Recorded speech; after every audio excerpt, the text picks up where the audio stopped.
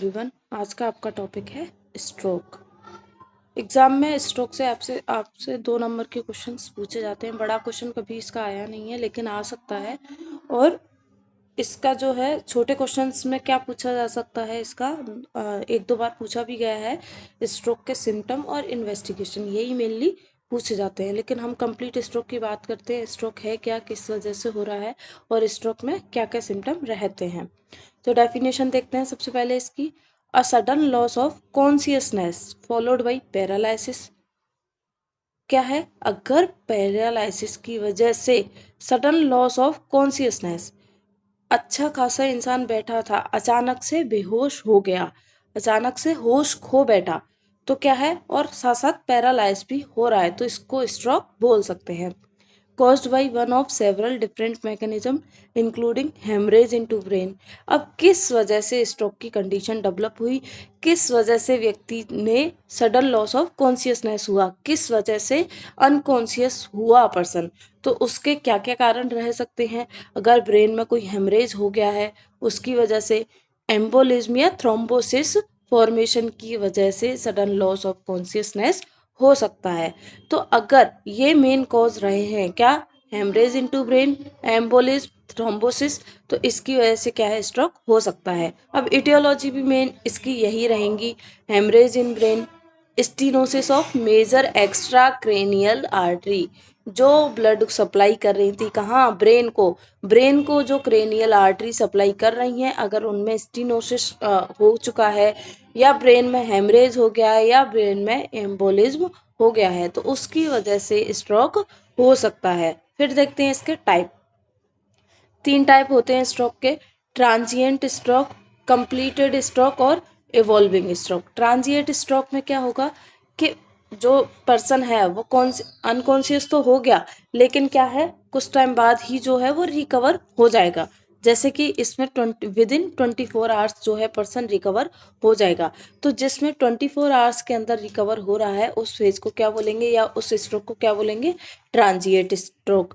और complete stroke जिसमें क्या है, पर्सन जो है वो, जो उसको जो स्ट्रोक में जो उसको सिम्टम आ रहे हैं वो परसिस्ट तो कर जाए, deficit is persistent and not worsening, लेकिन ज़्यादा बुरा इफेक्ट नहीं दिखाएं, तो वो होगा कंप्लीटेड स्ट्रोक। और इवॉल्विंग स्ट्रोक में क्या होगा, जो उसको प्रॉब्लम क्रिएट हुई है, अनकॉन्शियस जो हुआ है वो कंटिन्यू रहेगा, साथ साथ क्या होगा, वर्स इफेक्ट जिसका रहेगा, क्या है, 6 घंटे में ही उसमें कॉम्प्लिकेशन शुरू हो जाएंगे, तो उसको बोलेंगे इवॉल्विंग स्ट्रोक। तो इसके 3 टाइप हो गए। जो 24 आवर्स में ठीक हो जाएगा वो ट्रांजिएंट, जो कंप्लीटेड है उसके अंदर परसिस्ट तो करेगा लेकिन बुरे इफेक्ट नहीं आएंगे, कॉम्प्लिकेशन नहीं आएंगे। इवॉल्विंग में क्या है, परसिस्ट भी करेगा और साथ साथ 6 घंटे के अंदर अंदर जिसमें कॉम्प्लिकेशन शुरू हो जाएंगे, वो होगा इवॉल्विंग स्ट्रोक।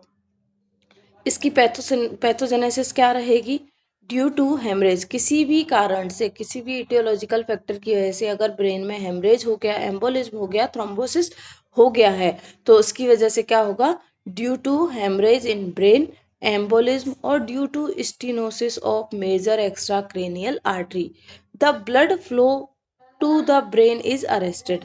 अब ये सारे कारण की वजह से, अब ब्रेन को तो क्या है, proper time to time blood चाहिए, टाइम टू टाइम उसको ऑक्सीजन चाहिए, लेकिन अगर ये कोई कारण रहा है, चाहे हेमरेज हो गया हो, एम्बोलिज्म हो गया हो, या स्टीनोसिस हो गया हो, तो उसकी वजह से ब्रेन का ब्लड फ्लो क्या हो जाएगा, अरेस्ट हो जाएगा, डिक्रीज हो जाएगा, प्रॉपर नहीं हो पाएगा।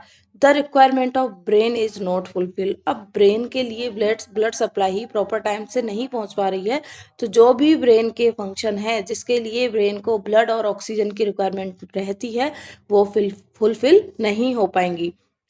The requirement of the brain is not fulfil by the available amount of blood supply which eventually leads two stroke.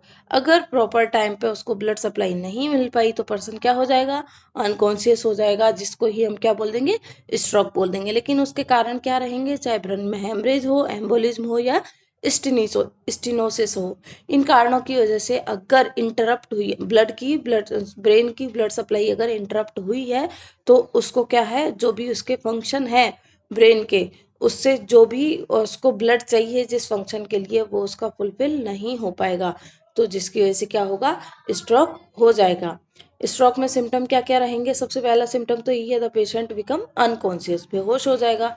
Pupils are sometime unequal, अगर बेहोश होते टाइम वो जो भी काम कर रहा था और अचानक से बेहोश हो गया तो पीपल भी उसके अनइक्वल हो सकते हैं। स्किन इज कवर्ड, अचानक से बॉडी पर क्या हो जाएगा, स्वेटिंग स्टार्ट हो जाएगी। Skin is covered with clammy sweat. Speech में भी एबनॉर्मल, बोल ही नहीं पाएगा, क्योंकि सारे फंक्शन कौन करवाता है, सेरिब्रम करवाता है, ब्रेन करवाता है, और ब्रेन को ब्लड सप्लाई नहीं मिल रही है तो उसके सारे के सारे फंक्शन कैसे हो जाएंगे, एबनॉर्मल हो जाएंगे। स्पीच में भी abnormal.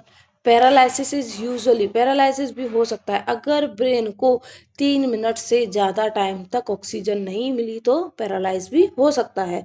Paralysis is usually involve one sided of face, एक साइड का फेस जो है वो पैरालाइज हो सकता है, यानी कि बेल्स पाल्सी की कंडीशन भी इसमें देखने को मिल सकती है। एंड द आर्म, फेस के साथ साथ आर्म और वन साइड की ही leg, opposite side of leg, तो इन में क्या है, पैरालिसिस देखने को मिल सकता है। तो ये इसके सिम्टम रहेंगे। सिम्टम इम्पोर्टेंट हैं, 2 नंबर में कई बार क्वेश्चन पूछा गया है। इन्वेस्टिगेशन में सीबीसी करवा सकते हैं, लिपिड प्रोफाइल, ईसीजी के साथ साथ ईईजी भी यहाँ पे लिख लीजिएगा, ईईजी भी करवा सकते हैं इसके अंदर ब्रेन की, ठीक है। फिर CT scan of head, head का सीटी स्कैन भी इसमें करवा सकते हैं। तो ये कुछ इन्वेस्टिगेशन है वो इसके अंदर करवा सकते हैं। मेन फीचर इसका अनकॉन्शियसनेस ही रहेगा। तो ये है स्ट्रोक।